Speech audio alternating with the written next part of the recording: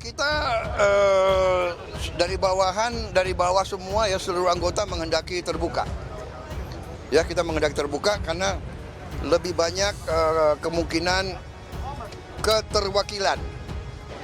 Jadi umpamanya di suatu dapil ada 6 calon dari partai, bisa mewakili, ada yang perempuan, ada yang pemuda, ada yang ulama, ada yang buruh, ada yang petani ya. Jadi kita melihat yang terbuka itu lebih membuka keterwakilan, lebih demokratis. Kami menawarkan kepada para ahli untuk membangun Indonesia melalui fungsi legislasi, anggaran, pengawasan.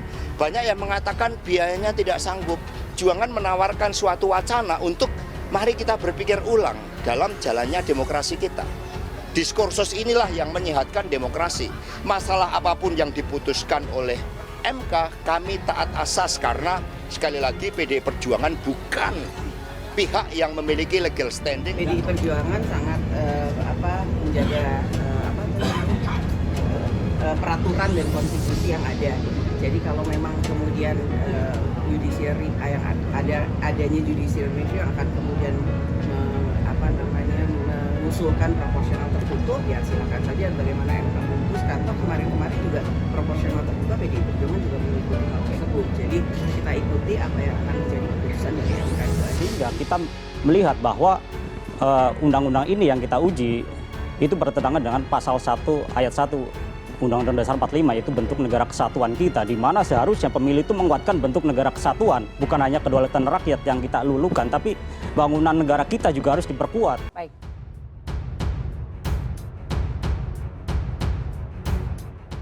Hadiri pertemuan, Gerindra sepakat tolak proporsional tertutup. Ketua Umum Partai Golkar Airlangga Hartarto memastikan Partai Gerindra ikut menyetujui hasil keputusan petinggi 7 parpol yang menolak sistem proporsional tertutup.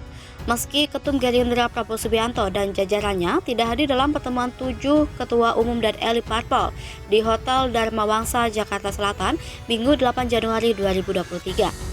Dalam komunikasi tersebut, Airlangga menuturkan Prabowo dan Gerindra sepakat menolak wacana sistem proporsional tertutup. Airlangga juga mengatakan pertemuan silaturahmi awal tahun 2023 ini dilaksanakan pada 8 Januari karena terdapat 8 partai yang bergabung dalam pertemuan dan memberikan statement. Berikut ini adalah sikap petinggi 8 parpol menolak sistem proporsional tertutup. Pertama, menolak sistem proporsional tertutup dan memiliki komitmen untuk menjaga kemajuan demokrasi di Indonesia yang telah dijalankan sejak era reformasi. Sistem pemilu proporsional tertutup merupakan kemunduran bagi demokrasi kita. Kedua, 8 parpol sepakat bahwa sistem pemilu dengan proporsional terbuka merupakan pilihan yang sangat tepat dan telah sesuai dengan putusan Mahkamah Konstitusi nomor 22-24 PUU 6/2008 pada tanggal 23 Desember 2008. Sistem ini sudah dijalankan dalam 3 kali pemilu dan gugatan terhadap jurisprudensi akan menjadi presiden yang buruk bagi hukum Indonesia dan tidak sejalan dengan asas nebis in idem. Ketiga, KPU tetap menjalankan tugasnya sebagai penyelenggara pemilu dengan menjaga netralitas dan independensinya sesuai dengan peraturan perundang-undangan. Keempat, 8 parpol mengapresiasi pemerintah yang telah menganggarkan anggaran pemilu 2024 serta kepada penyelenggara pemilu, terutama KPU, agar tetap menjalankan tahapan-tahapan pemilu 2024 sesuai yang telah disepakati bersama. Kelima, 8 parpol berkomitmen untuk berkompetisi dalam pemilu 2024 secara sehat dan damai dengan tetap menjaga persatuan dan kesatuan bangsa agar tetap memelihara stabilitas politik, keamanan, dan ekonomi. Airlangga ungkap hasil pertemuan dengan PKB hingga PAN. 8 parpol tolak pemilu proporsional tertutup. Sebanyak 8 partai politik di Indonesia sepakat untuk menolak wacana sistem pemilu proporsional tertutup Minggu 8 Januari 2023. Keputusan tersebut disampaikan setelah elit partai politik mengadakan pertemuan di Hotel Dharma Wangsa, Kebayoran Baru, Jakarta Selatan pada minggu ini.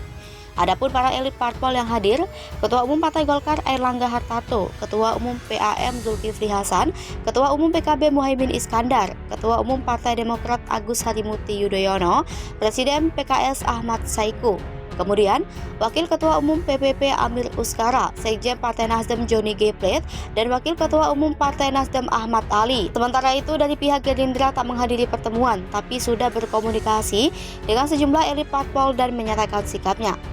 Berdasarkan hasil pertemuan tersebut, Ketum Golkar Airlangga Hartarto menyampaikan pihaknya bersama 7 parpol lainnya menolak sistem pemilihan umum proporsional tertutup.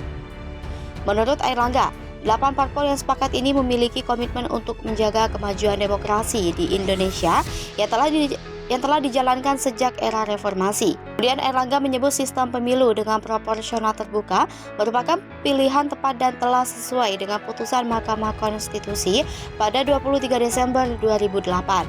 Lebih lanjut, Airlangga kembali membacakan sikap parpol terhadap wacana pemilu proporsional tertutup.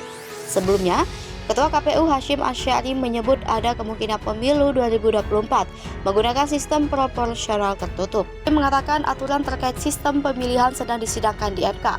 Adapun sistem pemilu proporsional tertutup, kemungkinan pemilih dalam pemilu legislatif hanya memilih partai dan bukan calon legislatif.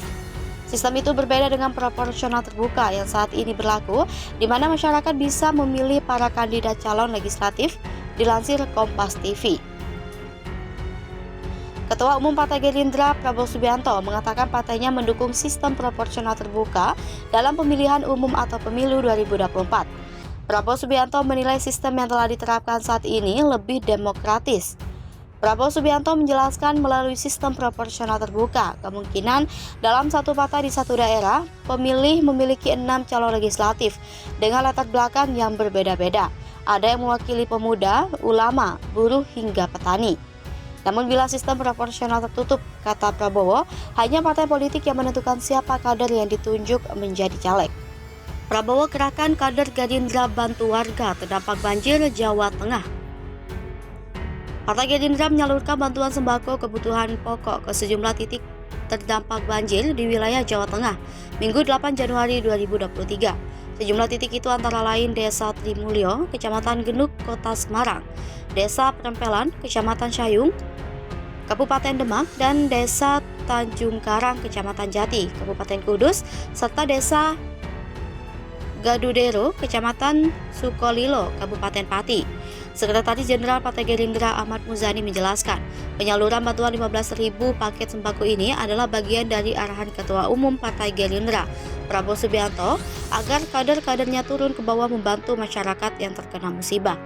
Dia mengatakan Prabowo selaku pimpinan Partai Gerindra selalu memberi pesan kepada kadernya agar terus berbuat baik untuk masyarakat, terutama kepada masyarakat yang kesusahan akibat terdampak bencana alam seperti banjir di sejumlah wilayah di Jawa Tengah ini. Lebih lanjut, dia menuturkan bantuan yang diberikan kepada masyarakat Jawa Tengah ini berasal dari urunan internal kader Gerindra dan murni kepedulian dari partai sebagai penenang saat sesama membutuhkan. Sementara itu, Wakil Ketua Umum Partai Gerindra Sugiono menyampaikan harapan agar ada pelajaran yang bisa diambil dari musibah banjir yang dialami masyarakat Jawa Tengah. Karena ujian sejatinya datang terkadang untuk menguji rasa kebersamaan dan ketidakkawanan antar sesama manusia itu sendiri.